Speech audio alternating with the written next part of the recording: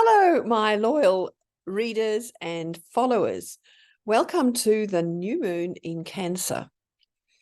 Now, this occurs on the 17th or 18th of July, depending on where in the world you're living.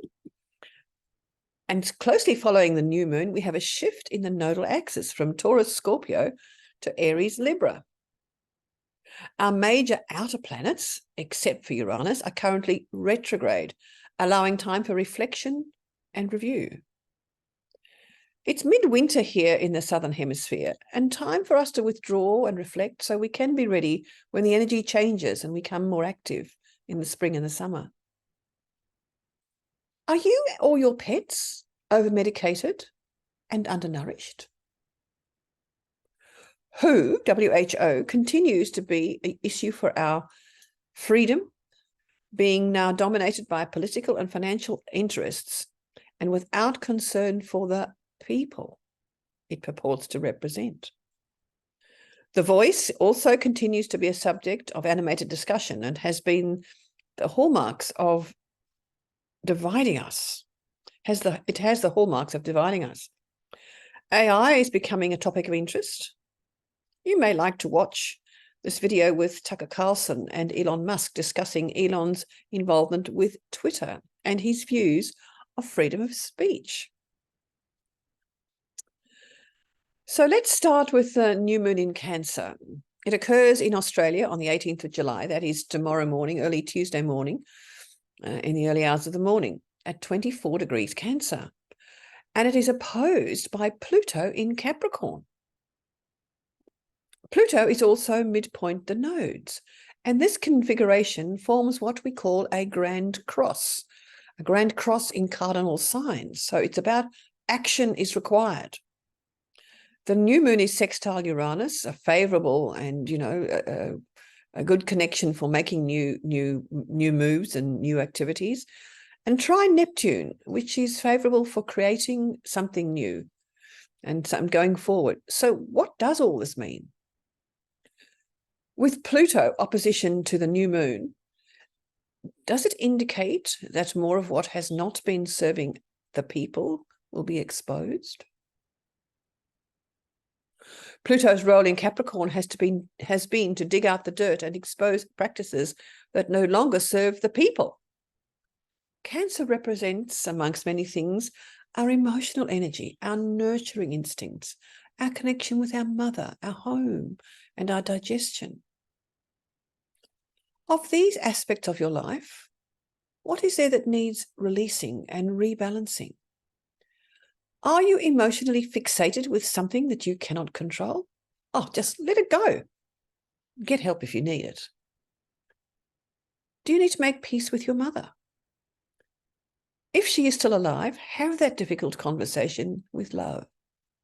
If she's passed over, imagine your conversation with her and seek peace.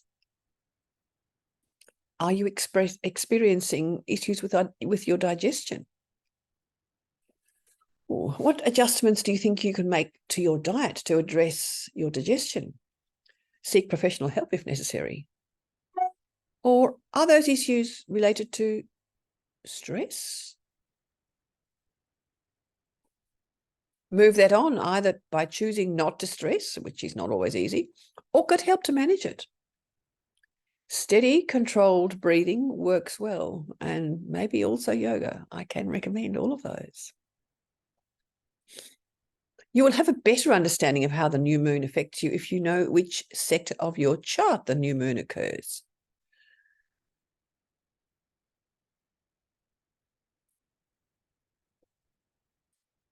Now, having the new moon in this placement at the moment, making a square connection with the moon's nodes and opposing Pluto, so Pluto is square the nodes also, it influences our life direction and the choices we can make at this time. The nodes, always moving backwards, are in the last degrees of Scorpio Taurus, inviting us to finally let go of what no longer serves us. Check your wardrobe and move on clothes that no longer fit or you don't love anymore. Do the same with all the cupboards in your house. Have you discarded old messages from your devices? I need to do that. They build up so silently and quickly and take up unwanted space. Get rid of them, clear them out. Are there folk in your circle of influence who no longer make you feel amazing? How can you allow them to leave your circle graciously and with love? We have people in our lives for a reason and for a season. And when we have learned the lessons from those liaisons, it is time to move on. It's painful sometimes, but it's healthy too. And because clearing out the old makes way for the new. The nodes change sign to Aries, Libra, in a few more days. And this is an opportunity for the next 18 months to forge new directions, connections, and plans. Again, knowing where the nodal axis falls in your chart will help you focus on the most appropriate direction for you. And Aries is about, being bold and pioneering and getting up and doing it. And this cardinal cross is inviting us all to realign ourselves with who we really are, and then be bold enough to change our attitude, directions, connections, conversations to reflect the new alignment. Now, what about our bodies? Cancer energy is about our emotional connections, our homes, our mothers, and our digestive process. I came across a video with John Nolan recently, who interviewed Dr. Kimberley Parker, who has become a well-respected homeopathic veterinarian. This is in the States. She claims that both humans and animals have been over-medicated and undernourished. Oh, really? The link to that YouTube is below in the notes. So think about what you eat and what you feed your pets. How much of the food is processed? How much of your food is prepared from basic ingredients like fresh fruit and vegetables, nuts, cheese, eggs, organic meat and fish? How many processed, shop-bought sauces do you use and lather on your food? What ingredients are in those additives? Just for your information, I choose not to use any of these if I can help it, because my body doesn't like the preservatives inevitably included in those store-bought products. What about you? Sometimes it is convenient to use store-bought products, but with a little planning, you can create the most delicious and nutritious meals quite quickly and easily. Delia McCabe has some really helpful recipe books, which not only provide tasty, simple recipes, but also explain the nutritional reasons for the choice of ingredients. As for the pets, it's so easy to simply purchase the dry or processed or tinned food and dole out a small portion daily to our fur babies. But many of them react to the ingredients in that food also. My dear little fur friend Bailey has many challenges with his food, and his owner has tried many different brands to find something that works for him. Why don't we feed our animals raw food? And that's what they used to eat, isn't it? Is it convenient, or have we been programmed by our vets inevitably just to use processed dried food in tins? Understand that vets have often been offered financial incentives to recommend specific brands of pet food. Ellie, a lovely young lady who came to clean my carpets, is also a dog nutritionist, and she claims many successes with changing a dog's diet over just a few days. I'll give her reference below as well in the notes. So what happens when we don't feed ourselves or our pets properly? We get sick. We seek a doctor's advice, and, true to their training, all they can advise is drugs or surgery. When are you going to take control of your body? Understand that you have many options available to you in trained nutritionists, not dietitians, naturopaths, herbalists, chiropractors, and the list goes on. Many of these very helpful folk are being squeezed out of practice by those who would control sickness using pharmaceuticals. We, the people, can still choose. It is about balance. Modern medicine is amazing and provides fantastic creative solutions to many obscure and unusual conditions. So choose your food and your medical advisor wisely. What about our mind and emotions in this energy of Cancer?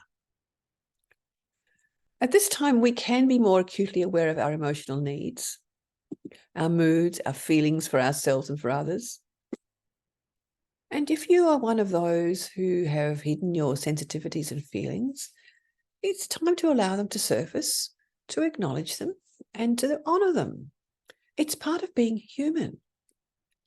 Cancer energy is very sensitive, and many in this water sign, with this water sign strong in their charts, will feel energy around them and experience heightened intuition.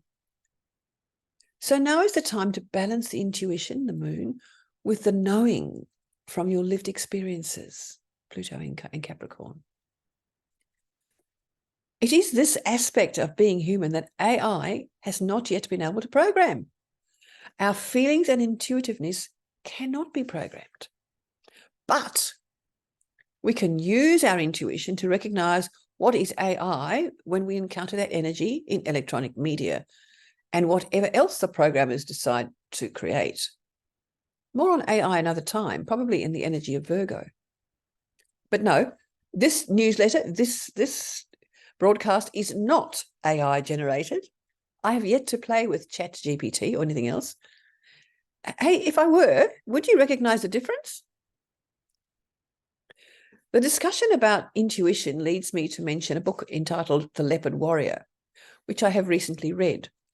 Some of you may be interested in the author's spiritual journey as a white South African of Irish heritage and all the spirituality from that ancestral source to becoming a Sangoma, an African medicine man.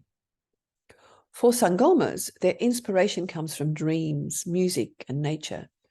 It is interesting that in these times, many of us are being encouraged to notice their dreams and acknowledge that they can be a great source of guidance for everyday life. I have also encouraged folk to keep diaries, dream diaries, of a way of getting in touch with the subconscious. Sangomas also use herbs as healing medicine. What are we doing? Are we not seeking vitamin supplements and at times of illness, herbs or plant remedies to support our healing? What connections do we have in common with the Sangomas? The author's life path is to build bridges between the African spiritual heritage and that of other nations. He's travelled to many other countries and shared African traditions since his initiation into Sangoma life. Now, I have written in previous newsletters about the WHO and the potential for Australia and other sovereign nations to be manipulated by this group of unelected oligarchs. Now, the conversation goes on, and while I have released my newsletter, it would appear that some of the information I have there is perhaps not quite correct, but it's difficult to discern what's true and what's not true. So I'm not going to go further other than to remind you that the WHO issue is still very much important to us. A little question. How much do you value your citizenship? I feel delighted to host, often in my home, Cancer, amazing young folk from foreign countries who are striving to make Australia their permanent home, Cancer. Many of them speak of the need to obtain PR, permanent residency, as a first step to applying to become citizens. These young folks are ambitious about staying here and willing to work for the privilege. In my opinion, they're the type of citizens our country needs to have and whom we would be very proud. One young couple, both from different countries, are living in what's considered a remote area of the country in order to earn extra points towards their application for PR. They can only apply for PR after they have already been here with another visa and have lived and worked in Australia for a number of years. I'm not sure of all the details, and they do vary according to everybody's circumstances. This week, I was actually surprised to learn from a family friend who's supporting her boyfriend to seek his PR that not only is he expected to pay over $8,000 for this privilege. But the response time after his application could be anything but 2 years away. In the meantime, he keeps working. Some of this doesn't seem fair to me, or maybe I'm not being fed the right information. But when I learn about the efforts of these folk, I'm so grateful. I'm really grateful that my father chose to migrate to this amazing place many, many years ago. He took little time to apply for citizenship, and at that time it was much easier than it is now. How grateful are you for your home and lifestyle in whatever country you're living in? Would you work for years and pay money to become a citizen of this country or the country that you want to call home? Food for thought. Now, as I write this, I'm on the Sunshine Coast, caring for the home of friends, including a dog and a cat. And it's a great opportunity to explore the surrounding area and enjoy the north-facing beaches of Noosa. The huge, friendly dog, Mac, is a bit of a challenge since he's far too big and strong for me to actually manage. He's got no recall, so I couldn't call him back.